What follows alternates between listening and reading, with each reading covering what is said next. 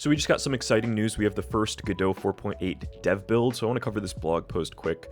There's not a ton in here, but there is a couple interesting features. So going down to the highlights section, we have editor docked game view by default. So with this feature, it looks like the embedded window is now the default because previously embedding the game wasn't supported on all platforms. So it's now going to be the default option. And we also have a little rework for the game toolbar. I feel like the game toolbar has gone through 10 different iterations, and every single time I have to relearn where the buttons are. So hopefully this is the last format that it's in. This does look a little bit more logical, so I do like that improvement. This next one's kind of interesting. So you can now drag over the visibility icon on nodes in the scene tree, and you won't have to click each one separately. You can just drag over and it changed the visibility. We have this editor allow 3D viewports to override grid map axis. So I'm actually not too sure what this one is because I don't really use the grid map stuff that much. Hovering the mouse over a viewport set to a specific side will cause the currently edited axis to match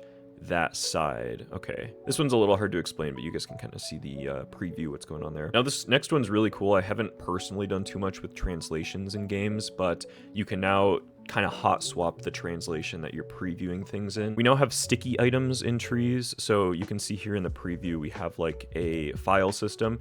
As you scroll down, the parent folder will kind of just stick to the top of your window. That is honestly one of the coolest quality of life features I've seen in a while. This next one is text edit and code edit touch support. So given that mobile devices represent some of our most prominent platforms, we seek to make the tactile experience of Godot first rate wherever possible. So if you tap in these zones, you position the cursor and open up the virtual keyboard. If you drag, you will scroll with inertial scrolling support, which is kind of neat. Double tap to select words, double tap, hold, and drag selects the portion that you're hovering. There have been so many cool changes to the mobile editor experience, so I kind of want to try using Godot on a mobile device soon again. I haven't done it in over a year, but we got so many cool things recently. We now have fuzzy searching. So I thought fuzzy searching was supported in Godot. It looks like this has been part of the core engine for nearly 2 years. However, that's where the functionality remained ever since, never actually being exposed to our binding API. So it says now this functionality is finally ready to roll for all users. So it looks like, is this just exposed as a class now? I remember making a fuzzy search implementation for one of my projects. Okay, so that's what it is. We just have a fuzzy search API now, which is really cool. I'm gonna have to do a video on that because that is very helpful. Now going through the honorable mentions quick, let me scan through here. This one is really small, but your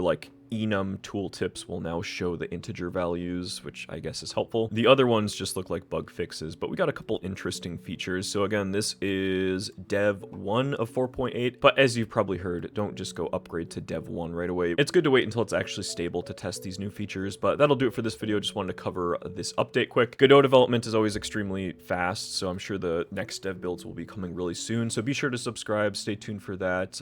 Thank you for watching the video. Thank you to all the channel members, and I will see you guys in the next one. Bye.